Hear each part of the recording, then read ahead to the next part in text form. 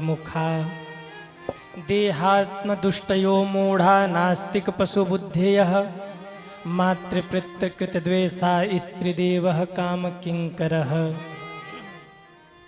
श्री सूत जी से शौनकादिक ऋषियों ने प्रश्न किया, महाराज आगे कलयुग आ रहा है और कलयुग में प्रायः हर व्यक्ति पापी हो जाएगा, हर व्यक्ति अधर्म करेगा, कोई अपने माता पिता का सम्मान नहीं करेगा, बच्चे माँ बाप का अपमान करेंगे, जीव दिन रात पाप में ही लगा रहेगा, जीव दिन रात असत्य भाषण ही करेगा, जीव दिन रात दूसरों की निंदा ही करेगा। ऐसे में जीवों का कल्याण कैसे होगा? कलयुग के लोगों का स्वभाव ऐसा हो जाएगा कि वो परिश्रम करके नहीं चाहेंगे कुछ, वो दूसरों का लूट कर झपट कर छीन कर खाना चाहेंगे। ऐसे समय में कलयुग के जीवों का कल्याण कैसे होगा? महाराज कलयुग में लोग ऐसे हो जाएंगे कि दूसरों के धन को हड़प करके अपने आप को महान बताएंगे, भाई की जमीन हड़प लेंगे, पड़ोसियों की जमीन हड़प लेंगे, दूसरों की संपत्ति हड़प लेंगे, अपने बल पर धन के बल पर दूसरों को कष्ट देंगे और अपने आप को बहुत बड़ा धर्मात्मा दिखाएंगे। ऐसे जीवों को सद्बुद्धि कैसे आएगी? देखिए इस कलयुग में तीन ही प्रकार के लोग हैं। कौन कौन से? पहला वो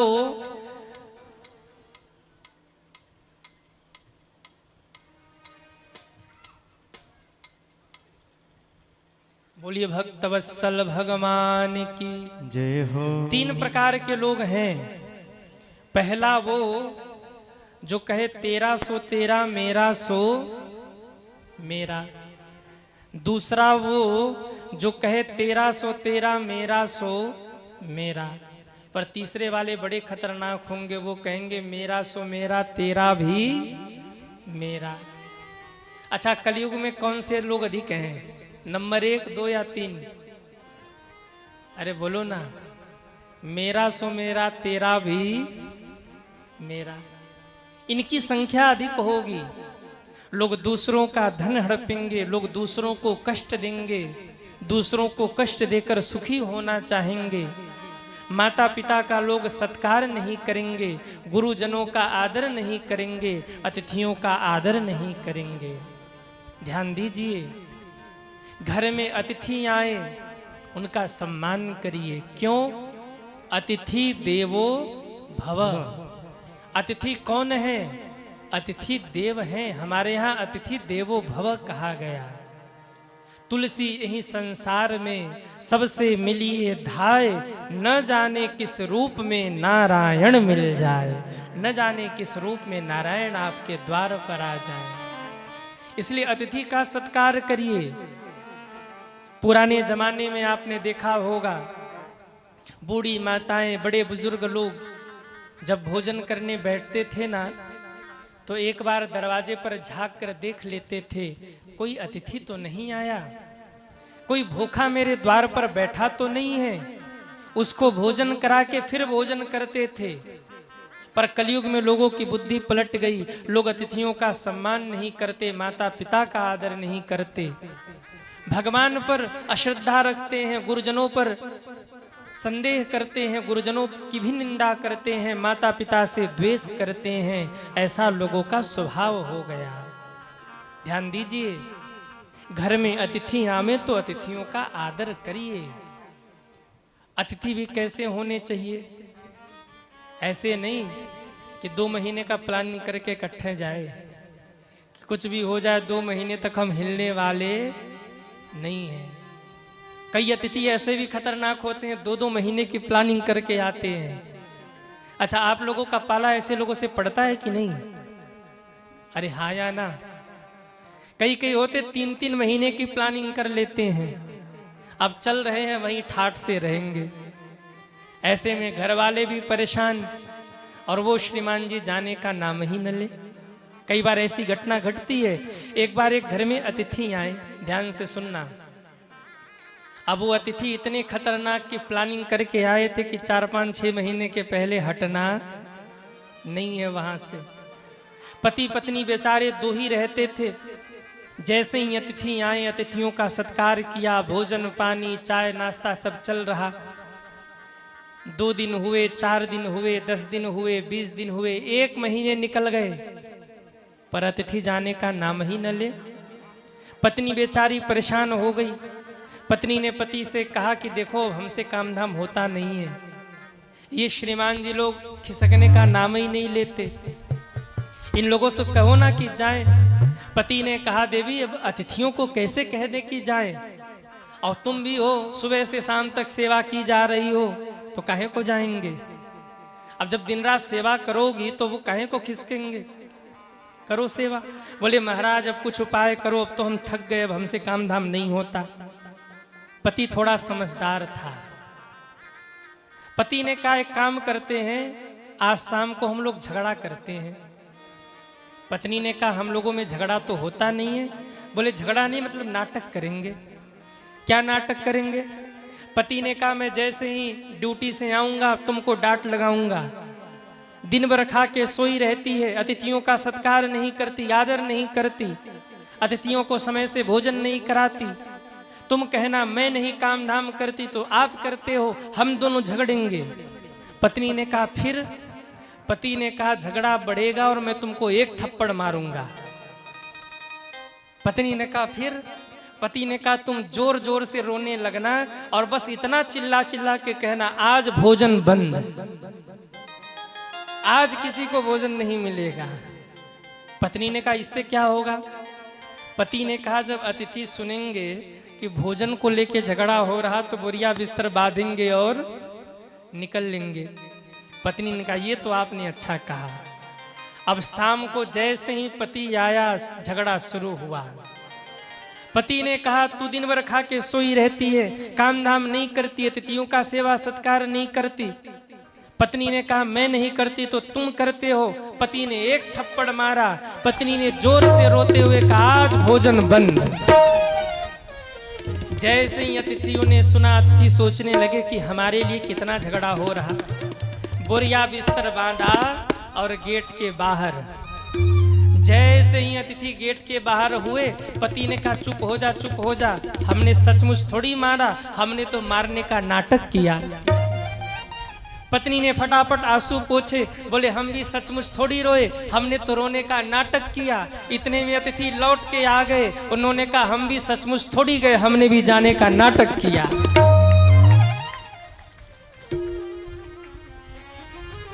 ताली बड़ी जोरदार बजा रहे हो आप, मतलब मामला गड़बड़ है। कई बार ऐसे भी अतिथि आ जाते हैं, लेकिन फिर भी अतिथि देवो भव, अतिथियों का सम्मान करिए। न जाने किस रूप में भगवान आपके द्वार पर आए हों। संत नामदेव जी टिक्कर बना रहे थे। टिक्कर मतलब आप लोग समझ रहे क्या?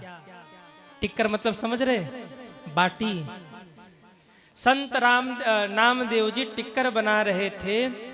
टिक्कर बाहर रख कर के भीतर गए घी का डब्बा लेने, इतने में एक कुत्ता आया, टिक्कर लेके भागा। संत नामदेव जी ने जैसे ही ये दृश्य देखा, उस कुत्ते के पीछे पीछे घी का डब्बा लेके दौड़े। अरे नारायण, सूखी बाटी तो ना खाओ, कम से कम थोड़ा घी तो लगाते जाओ। और जैसे इतना कहा, उस कुत्ते में से नारायण भगवान प्रकट हो गए। नारायण भगवान प्रकट हो गए।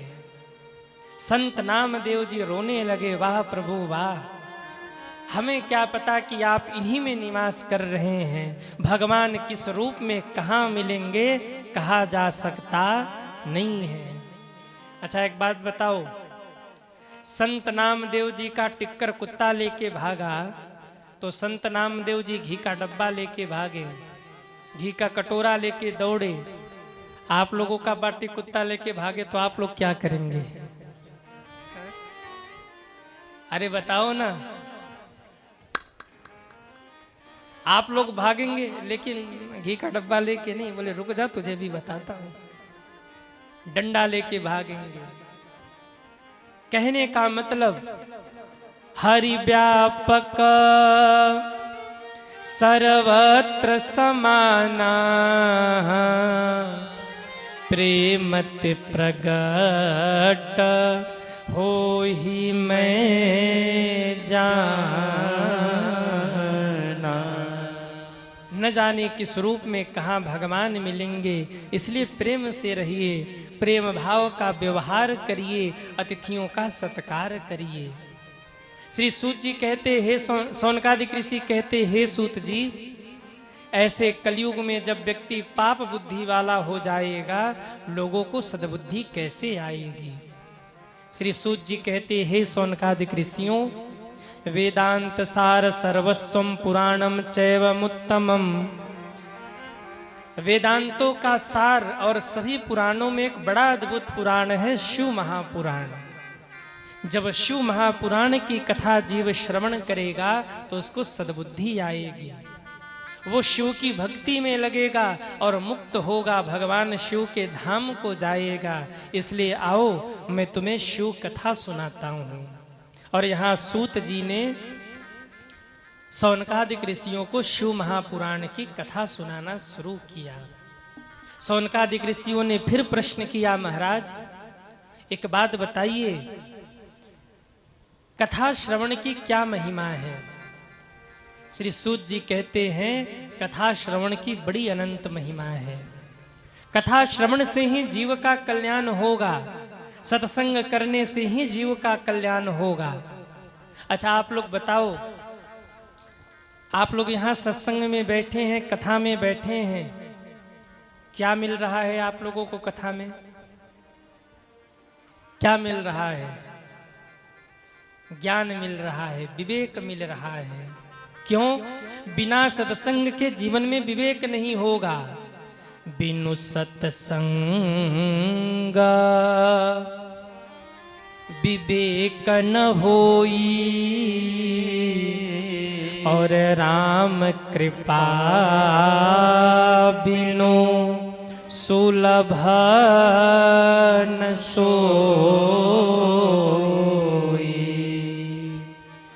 बिना सत्संग के जीवन में विवेक नहीं होगा, और जब तक जीवन में विवेक नहीं होगा तब तक जीवन में शांति मिलने वाली नहीं है। जब तक जीवन में विवेक नहीं होगा तब तक जीव लड़ता रहेगा, मरता रहेगा, एक दूसरे से झगड़ता रहेगा। इसलिए विवेक के लिए जरूरी है सत्संग करना। आज एक एक रुपए के फायदे के लिए जीव एक दूसरे को मार दे रहा है, भाई भाई के दुश्मन बन जा रहे हैं। क्यों? बोले एक रुपए का फायदा हो रहा था इसलिए। क्यों दुश्मन बन गए? क्योंकि विवेक ही नहीं है सज्जनों। सत्संग करने से विवेक जागृत होता है। आज हमारे समाज में एक बड़ी कुप्रथा चल पड़ी है, जिस कुप्रथा का नाम है दहेज प्रथा। ये दहेज प्रथा रूपी कुप्रथा क्यों इतनी व्याप्त है? क्योंकि लोगों को विवेक ही नहीं है। लोग बहू नहीं चाहते, लोग रिश्ता करने से पहले देखते हैं कि दहेज कितना मिलेगा। कोई 25 लाख दे रहा है और दूसरी पार्टी अगर कह दे कि मैं 50 दूंगा, तुरंत पलट जाएंगे, नहीं नहीं हमको वहीं विवाह करना है, 50 लाख मिल रहा है। दहेज के इतने लोभी हो गए कि आए दिन दहेज के लिए बेटियां मारी जा रही हैं, जलाई जा रही हैं। मैं पूछना चाहूंगा आप सबसे, कब तक दहेज के लिए बेटियों को मारते रहोगे? कब तक चंद पैसों के लिए बेटियों को जलाते रहोगे? क्या उन्हें कष्ट नहीं होता?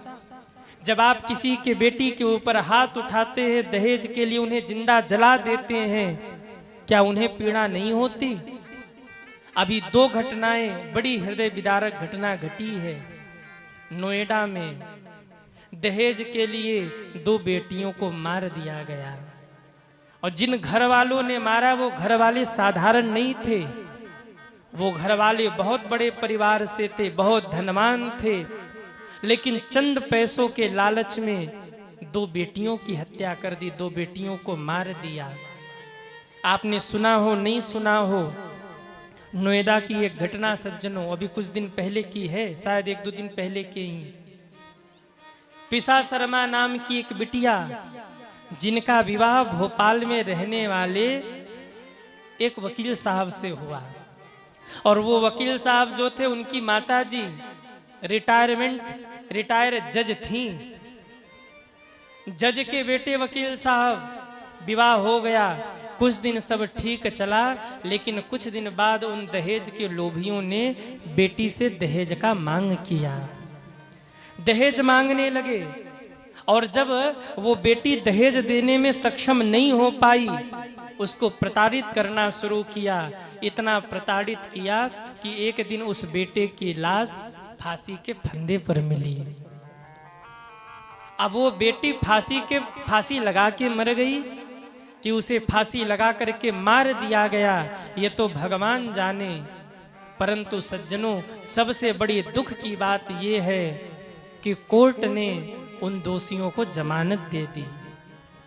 बेटी का परिवार न्याय के लिए घूम रहा है, लेकिन रिटायर जज साहिबा हैं, रिटायर जज साहिबा, उनको जमानत मिल गई, वो स्वच्छंद घूम रहे हैं, और बेटी को फांसी के फंदे पर लटका दिया। ये है हमारा समाज। और दूसरी घटना घटी उसी नोएडा में, दीपिका नागर नाम की एक बेटी के साथ, जिनका विवाह वहीं बगल में रहने वाले किसी गांव में विवाह हुआ उनका। और विवाह ऐसे नहीं हुआ, बेटी के पिता ने बहुत कुछ दिया, स्कॉर्पियो गाड़ी दी, बहुत दहेज दिया, जितने लोग आए थे सबके लिए कपड़े भी दिए, सबको धन दिया, अच्छा खासा दहेज देकर विदा किया। लेकिन कुछ दिन बाद दहेज लोभियों का मन बढ़ा, उन क्रूर लोगों का मन बढ़ा, और जानते हो डिमांड क्या की? बेटी से डिमांड करने लगे 50 लाख रुपया और एक फॉर्चूनर लेके आओ। दिन रात प्रताड़ित करने लगे बेटी को। और जब बेटी ने ये बात अपने घर वालों को बताई ना, तो बेटी के पिता से रहा नहीं गया। बेटी के पिता पहुंचे, वहां समझा बुझाकर सबको शांत किया, और लौट के जब घर आए तो ये उन लोगों को बात बर्दाश्त नहीं हुई।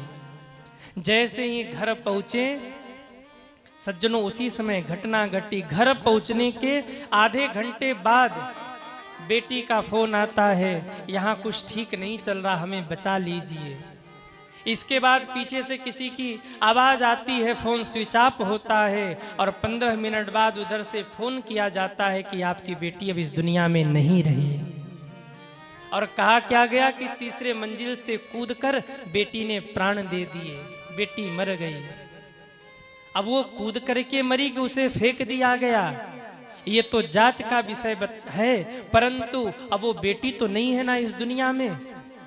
मैं आपसे पूछना चाहूंगा, क्या एक बिटिया की कीमत केवल 50 लाख रुपए और एक फॉर्चूनर है? क्या यही हम सब की मानवता है?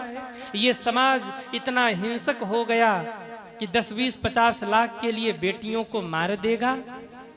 आए दिन बेटियां प्रताड़ित की जा रही हैं। ध्यान देना, एक बेटी का पिता क्या कुछ नहीं करता।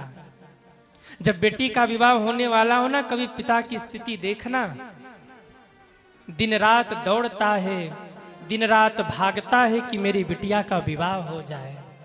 एक एक रुपए एकत्रित करता है। कभी फटा कुर्ता पहन के बेटी का पिता घर से निकले, बिटिया कहती है पिताजी नया कुर्ता ले लीजिए।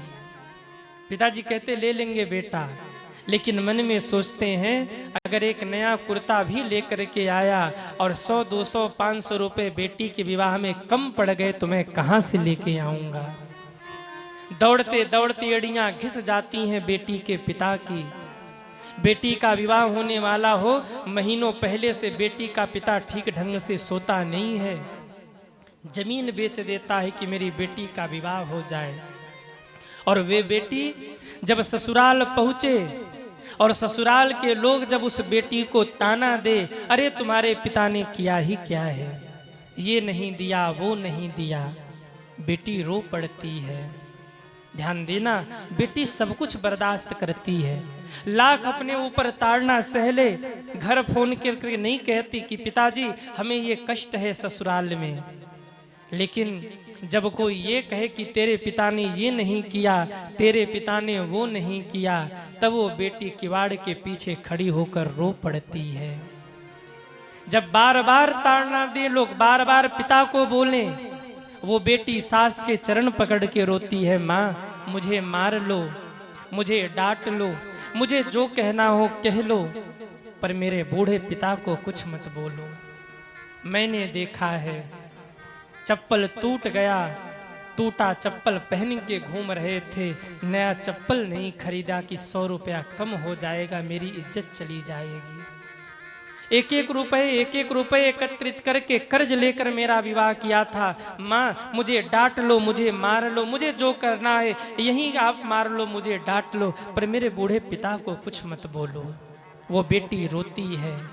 और ध्यान देना, जिस घर में दहेज के लिए प्रताड़ित होकर बेटी रोए और उसके आंख के आंसू उस आंगन में गिरे, वो आंगन कभी खुशहाल नहीं हो सकता, वो आंगन कभी प्रसन्नता से नहीं भर सकता, वो घर कभी सुखी नहीं रह सकता, उस घर के लोग कभी खुश नहीं रह सकते।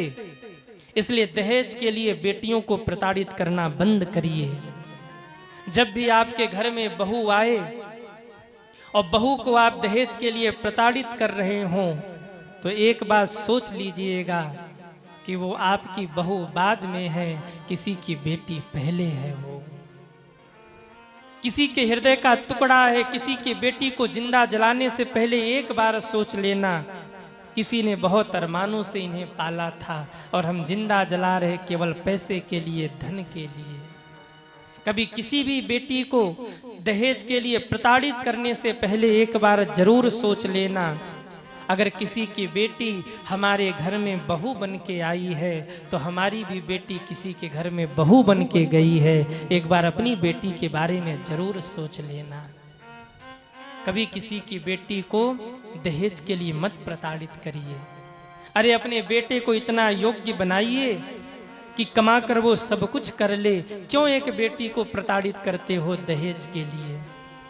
अभी कुछ दिन पहले कानपुर में घटना घटी थी। एक पिता ने बेटी का विवाह किया। बारात में जितने लोग आए थे सबको वस्त्र दिए, कुछ न कुछ आभूषण दिया, सबको मान सम्मान किया। और वहां जाने के बाद कुछ दिन बाद क्या हुआ कि घर भर मिलकर के बेटी को मारता है। बेटी चीखती है, चिल्लाती है। परिवार के सब लोगों ने मिलकर पहले बेटिया को मारा और फिर पेट्रोल छिड़क करके आग लगा दिया। वो जब जल गई बेटी अधमरे अवस्था में, शरीर पर वस्त्र भी नहीं बचे, ले जाकर उसे रोड के किनारे फेंक दिया। तड़प तड़प के वो बेटी मर गई। जब सुबह पुलिस वालों को पता लगा, पुलिस वालों ने बेटी के मायके फोन किया, उसके पिता को बताया कि आपकी बेटी इस स्थिति में है।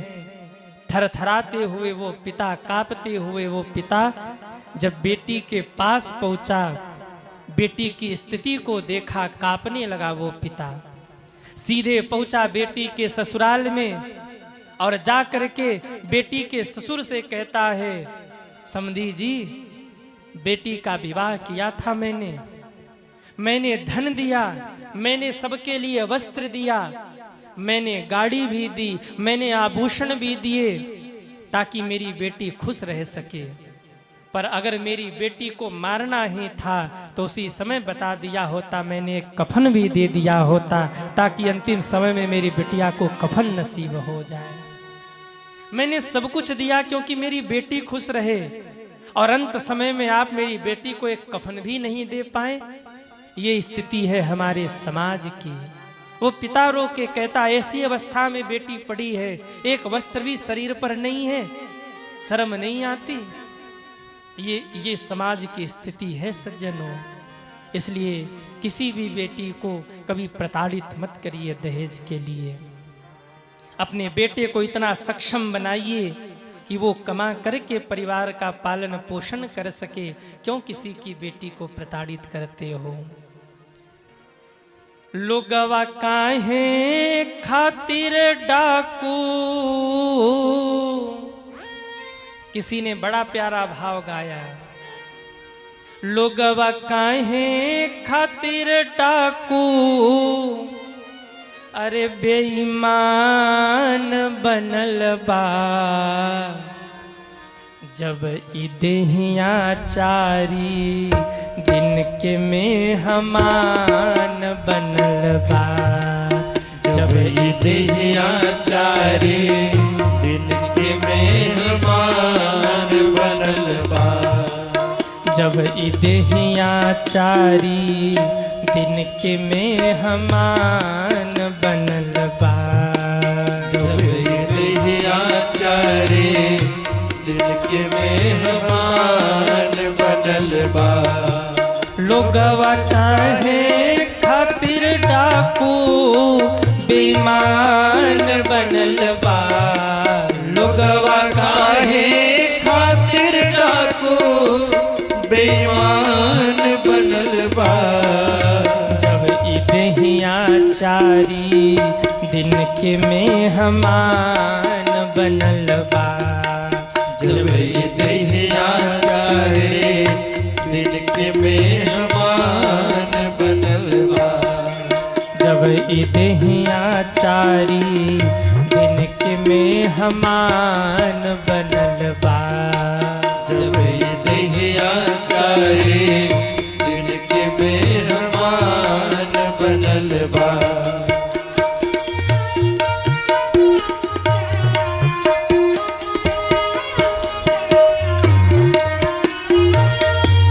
कि लाख करबा तू कमाई कौड़ी संग नाही जाई। लाख करबा तू कमाई कौड़ी संग नाही जाई। लाख करबा तू कमाई कौड़ी संग नाही जाई। लाख करबा तू कमाई कौड़ी संग नाही जाई।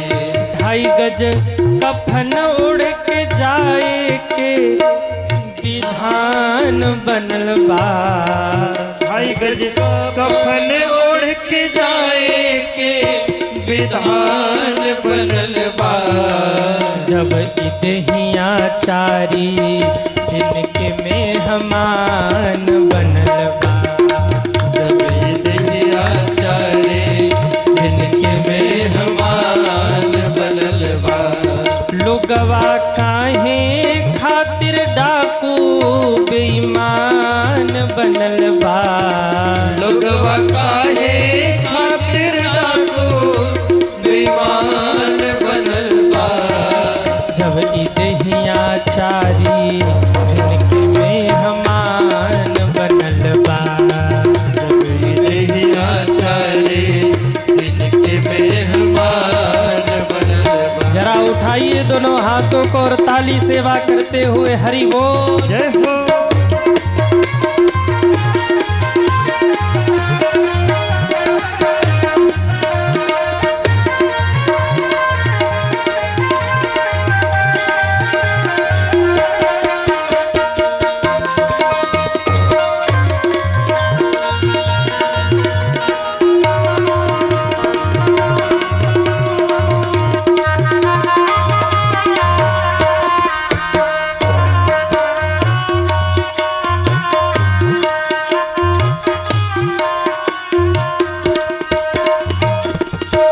कि सुंदर पौले बाड़ा तन करला हरि का भजन। सुंदर पवले बाड़त करला हरि के भजन। सुंदर पौले बाला तन करला हरि का भजन। सुंदर पवले बाड़त करला हरि के भजन। बस तोहरा खातिर भैया बस तोहरा खातिर गीता पुराण बनल बा। जब ई देहिया चारी दिन के मेहमान बनल बा। जब ई देहिया चारी दिन के मेहमान बनल बा। जब ई देहिया चारी दिन के मेहमान बनल बा।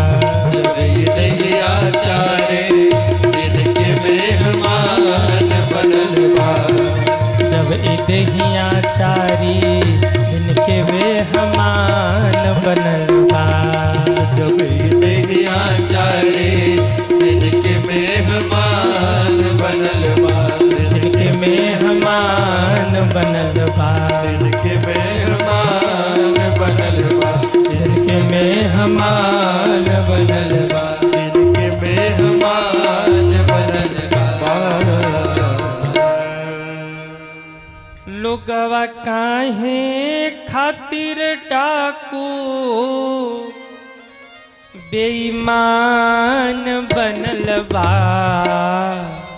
अरे गाओ ना, लोगवा काहे बेईमान, जब ई देहिया चारी दिन के मेहमान बनल बा। जब ई देहिया चारी,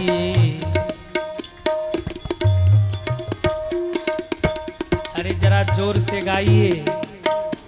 काहे करेला गुरूर एक दिन जइबा तो जरूर। काहे करेला गुरूर एक दिन। जो ज्यादा अभिमान में रहता हो ना, आज घर जाने के बाद उसको धक्का देना और कहना कि काहे करेला गुरूर एक दिन जइबा तो जरूर। काहे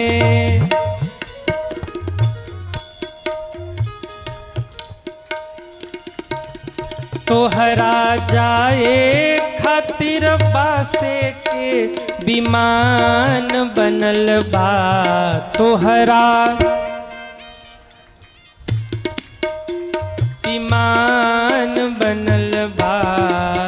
जब ई देहिया चारी दिन के मेहमान बनल बा। जब ये देहिया चारे दिन के मेहमान बनल बा। जब ई देहिया चारी दिन के मेहमान बनल बा। जब ये देहिया चारे दिन के मेहमान बनल बा। जब ई देहिया चारी दिन के मेहमान बनल बा। इसलिए भैया, कोई भी अधर्म और पाप करने से पहले एक बार सोच लीजिए कि इस करनी का दंड एक न एक दिन जरूर मिलेगा। और ये भान कब होगा? जब आप सत्संग करेंगे, जब आप कथा सुनेंगे। इसलिए सूत जी कहते हैं, हे शौनकादिक ऋषियों, सत्संग से ही जीवों का कल्याण होता है। शौनकादिक ऋषियों ने प्रश्न किया, हे सूत जी, शिव जी की पूजा दो रूपों में क्यों होती है? ध्यान दीजिए, मेरे महादेव की पूजा दो रूपों में होती है। एक तो शिवलिंग के रूप में और दूसरे शिव मूर्ति के रूप में। ये शिवलिंग क्या है और शिव मूर्ति क्या है? शिव मूर्ति मेरे महादेव का साकार स्वरूप है और शिवलिंग मेरे महादेव का निराकार स्वरूप है। यानी मेरे महादेव निराकार और साकार दोनों रूपों में हम भक्तों को दर्शन देते हैं। प्रश्न किया, जब शिव जी विराजमान ही थे तो अपने दूसरे स्वरूप को प्रकट करने की क्या आवश्यकता थी? कैसे वो ज्योतिर्लिंग के रूप में प्रकट हुए? कैसे वो शिवलिंग के रूप में प्रकट हुए? कृपा करके वो कथा सुनाइए। श्री सूत जी कहते, हे शौनकादिक ऋषियों, एक बार ब्रह्मा जी को अभिमान हुआ। क्या अभिमान हुआ? मैंने सृष्टि को बनाया है, मैंने जगत को बनाया है, मैं ब्रह्मा हूँ। ये अभिमान हो गया ब्रह्मा जी को। अगर आप लोगों को अभिमान हो तो कोई बड़ी बात नहीं है, कभी कभी ब्रह्मा जी को भी अभिमान होता है। जब जीवन में अभिमान हो जाए ना, तो समझ लेना चाहिए कि अब पतन का समय आ गया है। क्यों? जिस चीज का आपको जीवन में अभिमान होगा, भगवान वही चीज आपसे छीन लेंगे। रूप रंग का अभिमान करेंगे, एक दिन बूढ़े हो जाएंगे, चेहरे पर झुर्रियां पड़ जाएंगी। धन का अभिमान करेंगे तो धन तो सदैव नहीं रहता, पद का अभिमान करेंगे तो पद भी सदैव नहीं रहता। बंगाल में अम्मा बैठी थी कई सालों से, और जब कुर्सी गई तो कुर्सी छोड़ने का नाम ही नहीं ले रही थी, जबरदस्ती उतारा गया। क्यों? पद का मद चढ़ गया था। याद रखिए, मुख्यमंत्री हो या प्रधानमंत्री हो, राष्ट्रपति ही क्यों न हो, किसी की भी पदवी हो, एक न एक दिन छोड़ना सबको है। चाहे आज छोड़ो चाहे कल छोड़ो, छोड़ना तो पड़ेगा। इसलिए जीवन में कभी भी पद के मद में मत रहना। जो लोग सदैव कहते हैं कि मैं तुमको भी देख लूंगा, समय आने दो तुमको भी देख लूंगा, एक दिन डॉक्टर साहब कह देते इनका समय आ गया, रिश्तेदारों को बुलाओ इनको देख जाए। क्यों? समय सबका आता है, समय सबका आता है, और जब समय आता है तो सबको समझाता है। जीवन में कभी अभिमान मत करना। ध्यान देना, अभिमान कब आता है? जब आपके जीवन में पद आए तो मद आता है, जब आपके जीवन में धन आए तो अभिमान आता है, संपत्ति आए तो अभिमान आता है, सत्ता आए तो अभिमान आता है, और विद्वत्ता आए तो अभिमान आता है। कोई सत्ता में बैठा हो, किसी को सत्ता मिल जाए तो देखो वैसे चलेगा जैसे उससे बड़ा कोई है ही नहीं। और 5 साल बाद चुनाव हार जाए तो नेताजी रोड पे आ गए हाथ जोड़ के, भैया। और 5 साल पहले देखो क्या रुतबा था, 5 साल बाद रोड पे आ गए। क्यों? पद का मद किया, पद छिन गया, मद उतर गया। संपत्ति का अभिमान, सत्ता का अभिमान और विद्वत्ता का अभिमान। जीवन में कई बार विद्वत्ता भी आए ना तो अभिमान आता है। इसलिए जब जब भी जीवन में विद्वत्ता आए, ज्ञान आए, तब तब निराभिमान हो जाइए। बहुत कुछ जानने वाला बहुत मौन रहता है, और जो ज्यादा बड़बड़ बड़बड़ करता रहे समझ लो भीतर से खाली है। क्यों? अध जल गगरी, आगे बोलिए, छलकत जाए। इसलिए ज्यादा बड़बड़ बड़बड़ नहीं करना चाहिए। घर में भी कई लोग होते, सुबह को शुरू हो गए तो उनका इंजन 11 बजे रात को ही बंद होगा। सुबह के अगर 4 बजे शुरू हो गए तो रात के 11 बजे तक बंद होने वाले नहीं है। कई लोग कहते रहेंगे अरे भैया शांत हो जाओ, 2 लोग तो उनके लिए बैठेंगे, भैया शांत हो जाओ। लेकिन भैया काहे को शांत हो? उनको लगेगा सबसे ज्यादा हम ही जानते हैं। याद रखिए, शब्द की भी अपनी मर्यादा होती है। आप अगर एक भी शब्द बोल रहे हैं तो वो आपका एक शब्द ब्रह्मांड में सुरक्षित हो रहा है। आप जो बोल रहे हैं, आपका एक एक शब्द ब्रह्मांड में सुरक्षित हो रहा है। सबका हिसाब होता है, इसलिए उतना ही बोलिए जितना जरूरी है। ज्यादा बड़बड़ करने की कोई आवश्यकता नहीं है। प्रकृति सिखाती है, बादल रोज नहीं गरजता, लेकिन जब बादल गर्जना करता है तो पता लगता है कि बादल ने गर्जना किया है। शेर रोज नहीं बोलता, लेकिन जब शेर दहाड़ लगाता है तो पता लगता है आज शेर बोला है। प्रकृति रोज नहीं बोलती, लेकिन आंधी तूफान के रूप में, भूकंप के रूप में जब प्रकृति बोलती है तो लगता है प्रकृति बोली है। पूर्ण कभी बोलता नहीं, अधूरा सदैव चिल्लाता रहता है। मटकी भरी है ना सिर पे तो कम हल्ला करेगी, और आधी भरी है जरा भी ऊंचा नीचा हुआ खन खन खन खन बजना शुरू हो जाएगा। जीवन में उतना बोलिए जितना जरूरी है। और हम तो कहते हैं जो सुन रहा है वो सुन ले, इसके बाद मत बोलिए। जिसके लिए आप बोल रहे हैं वो समझ जाए, इसके बाद मत बोलिए। कई लोग होते हैं ऐसा बोलते हैं कि पूरा घर कप सिर पे उठा ले। माताएं जिस दिन 4 बजे भोर में उठ जाए ना, हा हा हा हा, घर वालों को पता कैसे लगेगा कि भोर में उठी है। नहाने जाएगी तो बाल्टी उठा के पटकेगी धम। घर वाले सो रहे हैं, इन लोगों को कुछ पता नहीं। हम 4 बजे भोर में उठे, दरवाजा पटके की धम। पति चिल्ला रहे धीरे से धीरे से धीरे से। आज बोले चुप कर, सो जा। घर भर सो रहा, हम ये जो उठे। अरे बताने की जरूरत नहीं है, आप लगे हैं लगे रहिए, दूसरों को क्यों डिस्टर्ब कर रहे हैं। कई लोग होते हैं करते कम है दिखाते ज्यादा है। जीवन में उतना ही बोलिए जितना जरूरी है। आप मेरे बगल में खड़े हो जाएं, मैं जिसके लिए बोलूंगा वही सुनेगा, दूसरा कोई सुन सकता नहीं है। और अगर उतने दूर बैठ गए और माइक बंद कर दिए तो हम क्या बोल रहे हैं आपको सुनाई देने वाला नहीं है, क्योंकि शब्द की अपनी कीमत है। एक शब्द भी अगर आपने बोला है तो आपके नाम से ब्रह्मांड में वो सुरक्षित है, उसका दंड आपको मिलेगा। इसलिए शब्दों की बहुत कीमत है। उतना बोलिए जितना जरूरी है, तब बोलिए जब जरूरी हो, और बोलिए तभी जब सब आपकी ओर देखे, आपसे पूछे अरे आप भी कुछ बताइए चुप क्यों हैं, तब उतना ही बोलिए जितना जरूरी है, और उतने में ही समझा दीजिए जितने में सामने वाला समझ जाए। शब्द कम हो प्रहार बड़ा हो। जीवन में ये सदैव स्वभाव बनाइए, क्योंकि बहुत ज्यादा बोलने वाले अधूरे हो जाते हैं, खाली हो जाते हैं। आप हमें केवल व्यासपीठ पे सुन सकते हैं, कमरे में नहीं सुनेंगे। कमरे में या तो पेन चलता है या तो माला चलती है, फिर तो दरवाजा बंद जयराम जी की। क्यों? कीमत है हर चीज की। आपके बोलने की कीमत है, आपके सुनने की कीमत है, आपके चलने की कीमत है।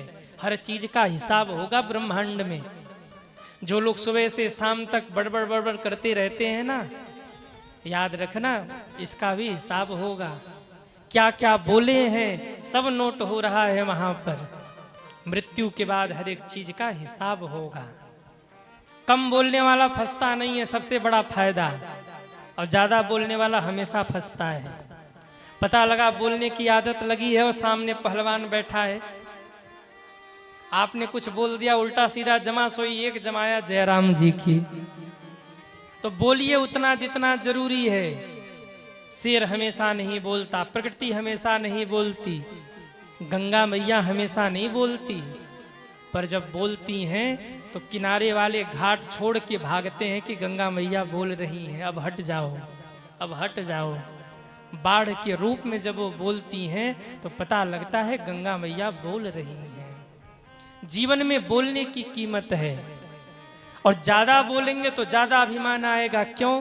ज्यादा बोलेंगे तो चार चढ़ाने वाले मिल जाएंगे, वाह क्या बोला है, गजब। अरे आप तो गजब बोलते हैं। और जहां चार चढ़ाने वाले चमचे मिल गए, चमचे मतलब समझते हैं? अरे हाँ या ना? जहां चार चढ़ाने वाले मिल गए, कुर्ता फटा होगा आपका लेकिन विधायक आपको बना देंगे।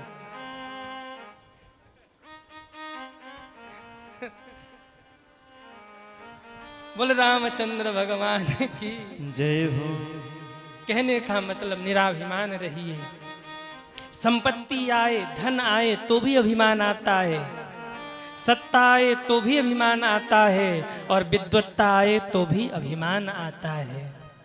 आप कहेंगे गुरुजी अभिमान न आए, इसके लिए हम क्या करें?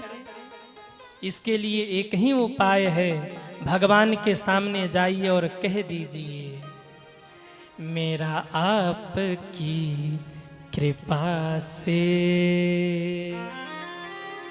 सब काम हो रहा है, मेरा आपकी कृपा से सब काम हो रहा है, मेरा आपकी कृपा से सब काम हो रहा है, मेरा आपकी कृपा से सब काम हो रहा है।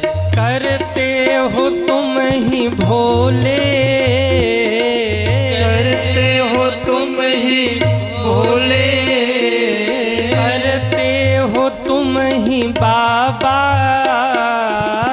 करते हो तुम ही बाबा, मेरा नाम हो रहा है, मेरा आपकी कृपा से सब काम हो रहा है, मेरा आपकी कृपा से सब काम हो रहा है। जरा उठाइए दोनों हाथों को और ताली सेवा करते हुए हरि बोल। हे महादेव।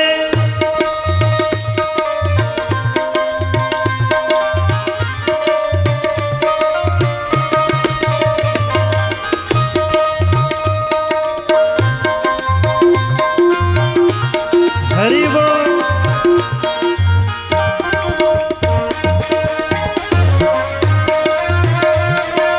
जय हो।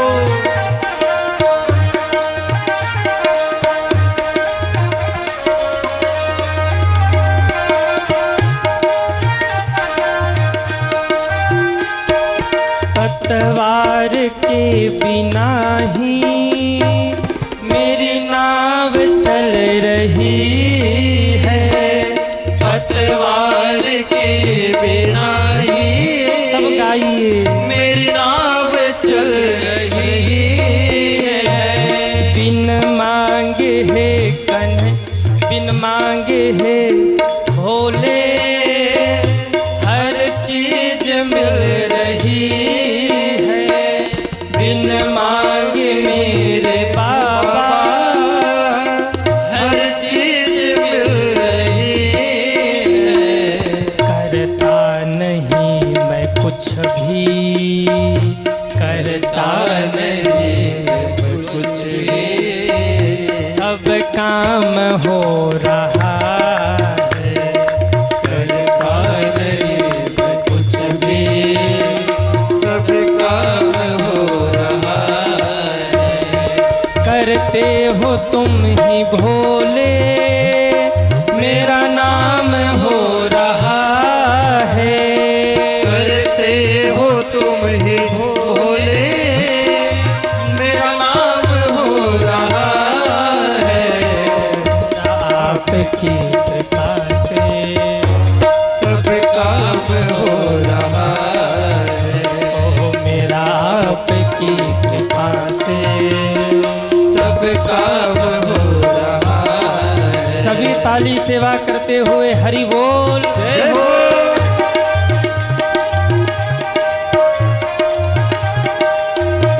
जय हो।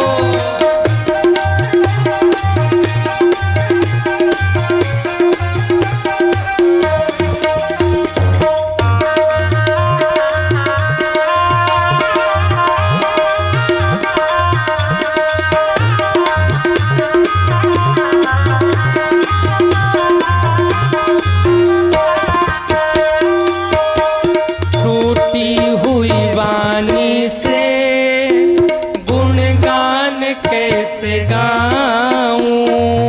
टूटी हुई वाणी महादेव से गुणगान कैसे गाऊं। मैं तो नहीं हूँ काबिल तेरा प्यार कैसे पाऊं। मैं तो नहीं हूँ काबिल तेरा प्यार कैसे पाऊं। टूटी हुई वाणी से गुणगान कैसे गाऊं। मैं तो नहीं हूँ काबिल तेरा प्यार कैसे पाऊं। तेरी कृपा से बाबा तेरी कृपा से बाबा ये कमाल हो रहा है। तेरी कृपा से बाबा ये कमाल हो रहा है। करते हो तुम ही भोले मेरा नाम हो रहा है। करते हो तुम ही भोले मेरा नाम हो रहा है। पीछे तक सभी दोनों हाथ ऊपर करिए और तालियां बजाते हुए मेरा आपकी कृपा से सब काम हो रहा है। मेरा आपकी कृपा से सब काम हो रहा है। मेरा आपकी कृपा से सब काम हो रहा है। मेरा आपकी कृपा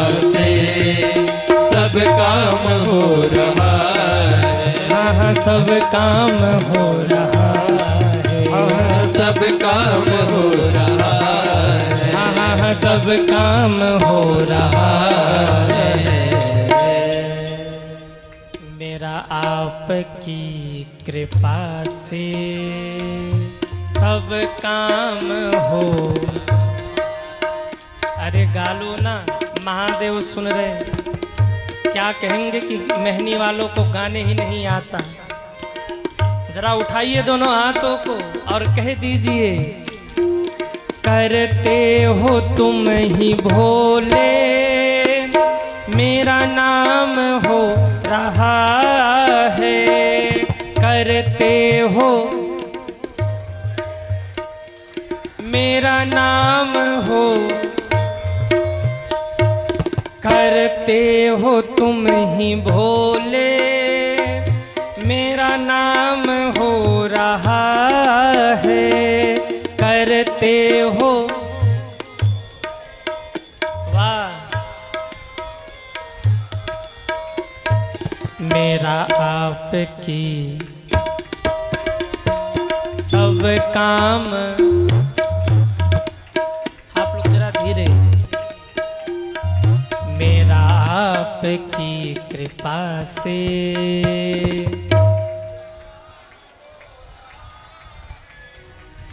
करते हो तुम ही भोले, मेरा नाम हो रहा है।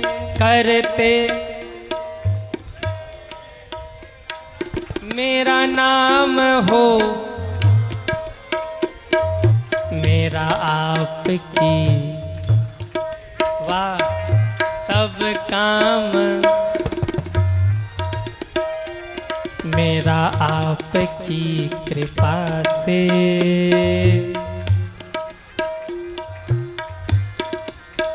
एक बात कह दें, अरे कह दे कि नहीं, अरे हाँ या ना। आप लोग गाते बहुत बढ़िया हैं, हाँ, जोर से ताली बजा लो अपने लिए। वाह, अपनी पीठ खुद थपथपा रहे, वाह बहुत बढ़िया गाते हैं। नहीं, अच्छा गाते हैं सच में। करते हो तुम ही, मेरा नाम हो, मेरा आपकी, आहा। जीवन में संपत्ति आए, सत्ता आए, विद्वत्ता आए, सावधान, अभिमान आता है।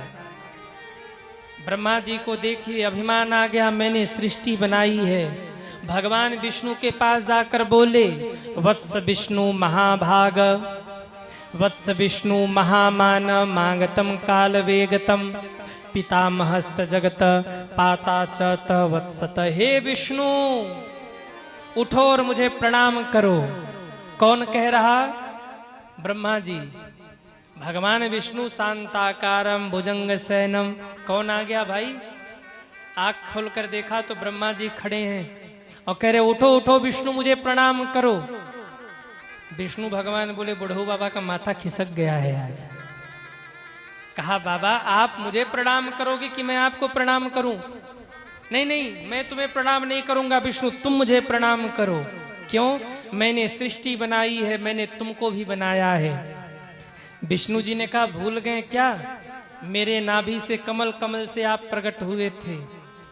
भूल गए? तीसरी पीढ़ी में आते हैं हमारे, पोता लगेंगे, प्रणाम करिए आप।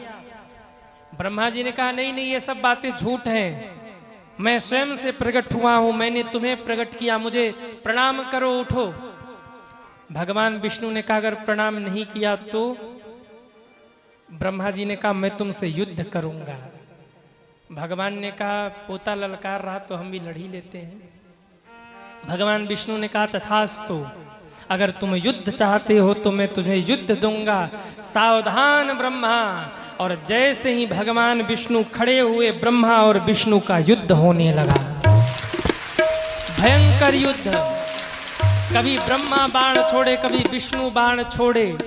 सारे देवता दौड़े दौड़े महादेव के पास। हर हर महादेव, हर हर महादेव, हर हर महादेव, हर हर महादेव।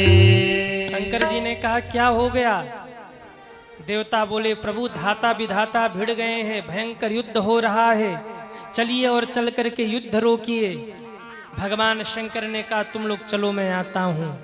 सारे देवता खड़े होकर युद्ध देख रहे थे। उसी समय एक घटना घटी।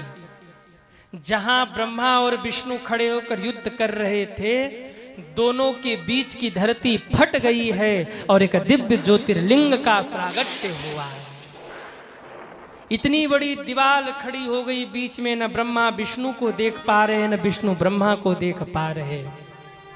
आकाशवाणी हुई, हे ब्रह्मा हे विष्णु लड़ो मत, जो कोई भी मेरा और छोर पा लेगा वहीं श्रेष्ठ माना जाएगा, वहीं पूज्य माना जाएगा।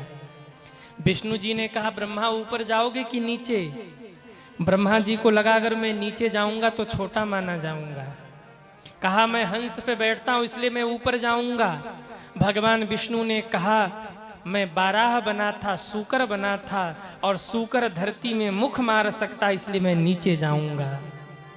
भगवान विष्णु नीचे चले, ब्रह्मा ऊपर चले। 10,000 वर्ष बीत गए, कुछ पता ही नहीं चला। चलते गए, कोई और छोर नहीं मिला। ब्रह्मा जी ने सोचा अभी कितना चलना पड़ेगा। इतने में एक केतकी का पुष्प ऊपर से नीचे आ रहा था। ब्रह्मा जी ने रोका, केतकी कहां से आ रहे हो? कहा मैं तो कहां से आ रहा हूं ये नहीं पता, पर जहां से आ रहा हूं यहां से उसकी सीमा अनंत थी। कितने दिनों से गिर रहे हो? केतकी ने कहा लगभग 10,000 वर्ष से नीचे उतर रहा हूं, पर अभी और छोर नहीं मिला हमें। ब्रह्मा जी ने सिर पे हाथ रखा, अरे राम राम, 10,000 मैं चला, 10,000 ये नीचे उतरा, यानी 20,000। 20,000 वर्ष तक चलने के बाद भी अगर इनका और छोर नहीं मिला तो इस ज्योतिर्लिंग का कोई और छोर नहीं है। पर अगर मैं ऐसे गया तो मुझे विष्णु का पूजन करना होगा। इसलिए ब्रह्मा ने कहा केतकी मेरे लिए एक झूठ बोलोगे? केतकी ने कहा क्या बोलना है झूठ? कहा विष्णु से चल के केवल इतना कह दो कि ब्रह्मा ने मेरा इस दिव्य ज्योतिर्लिंग का और छोर पा लिया। केतकी ने कहा मुझे क्या मिलेगा? ब्रह्मा ने कहा मैं तुम्हें ऊंचा सा पद दे दूंगा। केतकी मान गया। ब्रह्म वैवर्त पुराण में लिखा है बगल में गौ माता भी थी। ब्रह्मा जी ने कहा गौ माता आप भी झूठ बोलिए, क्या मिलेगा हमें? कहा हम आपको ऊंचा सा पद दे देंगे। दोनों ही बात में आ गए। ब्रह्मा जी वापस लौटे, विष्णु जी बैठे हुए थे। ब्रह्मा जी ने कहा क्यों विष्णु और छोर मिला? ब्रह्मा जी ने कहा हमें तो नहीं मिला, आपको मिला? ब्रह्मा जी ने कहा मिला भी और 2 गवाह भी लेके आया हूं, न मनावे तो पूछ लो। विष्णु ने कहा क्यों केतकी, क्यों गौ माता? दोनों ने कहा हाँ विष्णु, मैंने देखा ब्रह्मा ने छोर पा लिया और मुझे वहीं से उतार कर लाए हैं। भगवान विष्णु सत्य जानते थे, फिर भी बोले नहीं, केवल मुस्कुराए और मुस्कुरा करके कहें जब आपने और छोर पा ही लिया है तो आइए मैं आपका पूजन करूं। जैसे ही पूजन करने के लिए आगे बढ़े, डमरू बजाते हुए मेरे महादेव प्रकट हो गए। सावधान ब्रह्मा, सावधान विष्णु, ये झूठ बोल रहे हैं ब्रह्मा, कदापि मेरा और छोर नहीं मिला, ये दिव्य ज्योतिर्लिंग मेरा ही स्वरूप है। और ब्रह्मा तुमने झूठ बोला इसलिए मैं तुम्हें छोड़ूंगा नहीं। भगवान शंकर ने त्रिशूल फेंक के मारा है ब्रह्मा को। 5 सिर थे ब्रह्मा के, एक सिर कट गया, 4 ही सिर बचे। क्रोध में आकर भगवान शिव बोले हे ब्रह्मा तुमने झूठ बोला है और झूठ मुझे प्रिय नहीं है, इसलिए मेरा श्राप है तुम्हें आज से कहीं भी तुम्हारी पूजा नहीं होगी।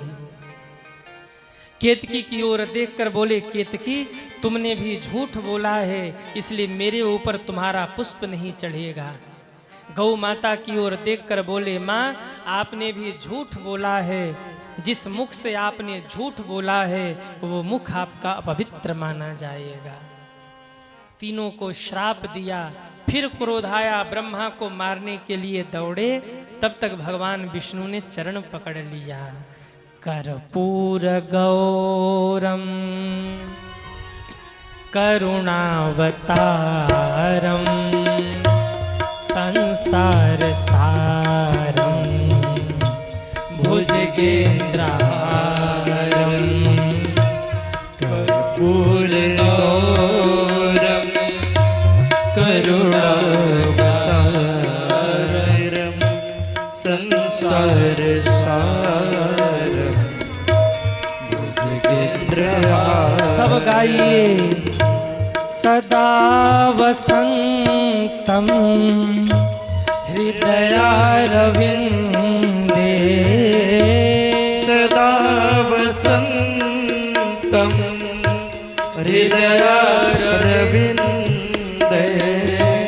भवं भवानी सहितं नमामि कर्पूरगौरम करुणावतारम संसार सारम भुजगेन्द्रहारम संसार सारम भुजगेन्द्रहारम भुजगेन्द्रहारम भुजगेन्द्रहारम। हे महादेव, ब्रह्मा को मारिए मत, सृष्टि का क्रम बिगड़ जाएगा। विधाता ही मर गए तो सृष्टि का संचालन कैसे होगा। मैं क्षमा मांगता हूँ। जब बार बार विष्णु भगवान ने क्षमा मांगा तब भगवान शिव का क्रोध शांत हो गया। शिव जी बोले, हे विष्णु, तुम ये जानते थे कि ब्रह्मा झूठ बोल रहे हैं, फिर भी तुमने अपनी सहनशीलता को बना करके रखा और सत्य के साथ खड़े रहे। इसलिए जाओ, मैं तुम्हें आशीर्वाद देता हूँ। दुनिया में विविध रूपों में तुम्हारी पूजा की जाएगी और जितने रूपों में तुम्हारी पूजा होगी उतने रूपों में दुनिया में किसी की पूजा नहीं होगी।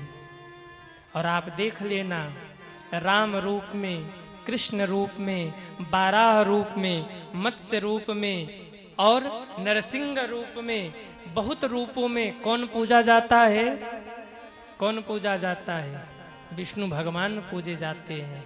चाहे एकादशी हो, चाहे दीपावली हो, चाहे होली हो, चाहे बहुत से आप पर्व उठा के देख लीजिए।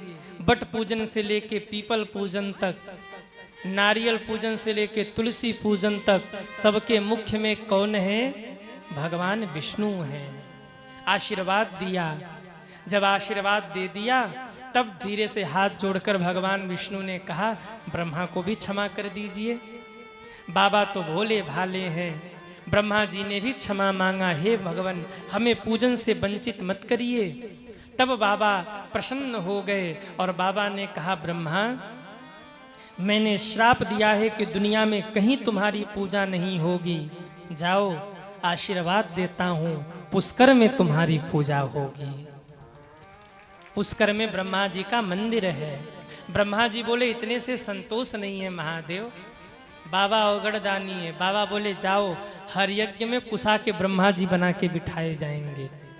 आचार्य जी लोग जब यज्ञ कराते हैं तो कुशा के ब्रह्मा जी बना के बिठाए जाते हैं। उस रूप में उनकी पूजा होती है। केतकी पुष्प ने कहा, महादेव, शंकर जी ने कहा, चुप कर, तू भी झूठ बोला था। अरे बोले, झूठ तो बोले थे, पर अब शरण में कृपा करो, हमें अपने से दूर मत करो। शंकर जी ने कहा, श्राप काट तो नहीं सकता, पर संशोधन करता हूं। केतकी, तुम मेरे ऊपर नहीं चढ़ोगे, पर मेरा वरदान है, मेरे पूजन में केतकी पुष्प का मंडप बनाया जाएगा, जिसकी बड़ी महिमा होगी। गौ माता भी बोली, महादेव। शंकर जी इनको कुछ नहीं बोले। बोले, माता जी कहिए। बोले, हमको भी क्षमा करिए प्रभु।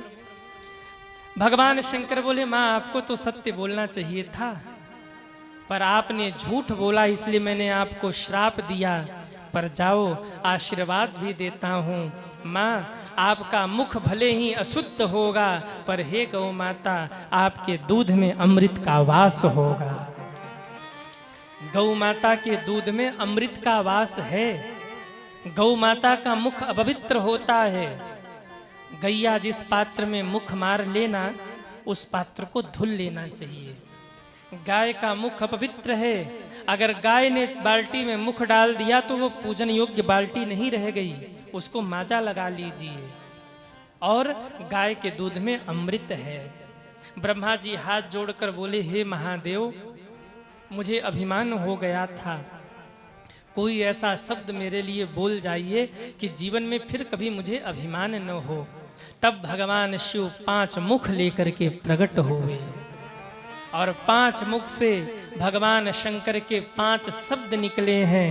पहला मुख बोला न, दूसरा मुख बोला म, तीसरा मुख बोला सी, चौथा मुख बोला वा, 5वां मुख बोला य। 5 शब्द मिल गए और एक मंत्र बना, नमः शिवाय बोलो नमः शिवाय, नमः शिवाय बोलो नमः शिवाय, हर हर बम बम नमः शिवाय, हर हर बम बम नमः शिवाय, नमः शिवाय बोलो नमः शिवाय, नमः शिवाय बोलो नमः शिवाय, गावो गावो नमः शिवाय, गाओ गाओ नमः शिवाय, सब मिल बोलो नमः शिवाय, सब मिल बोलो नमः शिवाय, नमः शिवाय बोलो नमः शिवाय, नमः शिवाय बोलो नमः शिवाय, सब मिल बोलो नमः शिवाय, सब मिल बोलो नमः शिवाय, हर हर महादेव, हर हर महादेव, हर हर महादेव, हर हर महादेव, हर हर। महादेव। बोलिए शंकर भगवान की जय हो। क्या मंत्र प्रकट हुआ? क्या मंत्र प्रकट हुआ? नमः शिवाय, नमः शिवाय। हर व्यक्ति को ओम नहीं लगाना चाहिए, बिना गुरु की आज्ञा के ओम नमः शिवाय न कहें, केवल नमः शिवाय कहिए या शिवाय नमः कहिए, या नमः शिवाय कहिए या शिवाय नमः कहिए, पर ओम नमः शिवाय मत कहिए। क्यों? ओम ब्रह्मास्त्र हो जाता है और ब्रह्मास्त्र को संभालने के लिए उतनी पावर चाहिए। आज हर देश परमाणु बम लेके बैठा है, चाहे इंडिया हो, चाहे चाइना हो, चाहे अमेरिका हो, चाहे वो छोटी छोटी आंख वाला है, क्या नाम है उसका, उत्तर कोरिया, उसका तो माथा ही समझ नहीं आता, कब खिसकेगा और कब बम मार देगा कोई भरोसा नहीं। तो भैया परमाणु बम हर किसी के हाथ में हो, कब खतरा हो जाए कोई भरोसा नहीं। इसलिए ओम हर किसी को नहीं लगाना चाहिए, नमः शिवाय आप कहिए। बिना गुरु की आज्ञा के ओम लगाने का अधिकार हर किसी को नहीं है। जैसे गायत्री मंत्र है, जैसे मृत्युंजय महामंत्र है, बिना संपुट के इसका उच्चारण नहीं है, और उच्चारण है भी तो बिना गुरु के आज्ञा के नहीं है। इसलिए हर व्यक्ति को ओम नहीं बोलना। लोग आजकल गायत्री मंत्र स्पीकर पे बजा देते हैं, मृत्युंजय मंत्र स्पीकर पे बजा देते हैं, बहुत बड़ा अपराध है ये। कुछ गुप्त चीजों को गुप्त ही रखना चाहिए। जैसे आपके घर में मान लो माताओं नौलखा हार है, तो नौलखा हार निकाल के ऐसे रोड पे फेंक देते हैं क्या? कि नहीं नहीं, जो आए वो देखे हमारे पास नौलखा हार है, हम धनवान हैं। नौलखा हार है तो बचा के उसे संभाल के रखेंगे, कोई चोर न चुरा ले जाए, कोई दुष्ट व्यक्ति से छीन न ले जाए। ठीक ऐसे ही ये मंत्र जो है ये बहुत बहुत बड़ी चीज है, इसको ऐसे नहीं बजाना चाहिए। कई लोग होते हैं मोबाइल पर लगा के रखते हैं मृत्युंजय मंत्र, जैसे मोबाइल बजा आधा मृत्युंजय मंत्र पूरा हुआ, फोन उठाया, हेलो, गाड़ी भिड़ गई। जैसे ही आधा मंत्र बजा फोन उठ गया, हेलो, मंत्र का अपमान हो गया। इसलिए कुछ चीजें हैं जिसकी मर्यादा हमको आपको रखनी चाहिए।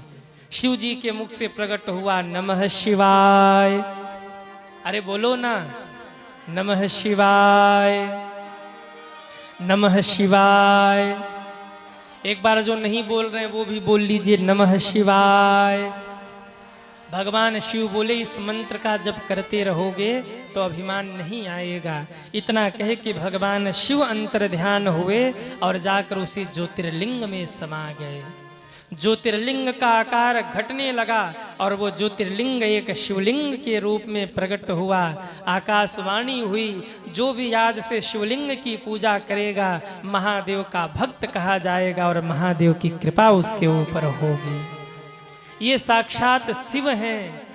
नाचने लगे ब्रह्मा और विष्णु, आहा मेरे प्रभु का एक नया अवतार हो गया। तुरंत श्रृंगी लेकर ब्रह्मा और विष्णु ने शिव जी का अभिषेक किया। सबसे पहला अभिषेक किसने किया? शिव जी का। अरे कहिए ना, ब्रह्मा जी ने और विष्णु जी ने शिव जी का पूजन किया, शिव जी का अभिषेक किया। तब से ये शिव अभिषेक की महिमा है। शिव जी का पूजन किया, शिव जी की महिमा है। हम शिव जी का पूजन तो करते हैं सज्जनों, पर हम सभी लोगों को यही नहीं पता है कि हम शिव जी का पूजन कैसे करें। कई बार लोग कंफ्यूज रहते हैं कि पहले दूध चढ़ाएं कि दही चढ़ाएं कि घी चढ़ाएं कि जल चढ़ाएं।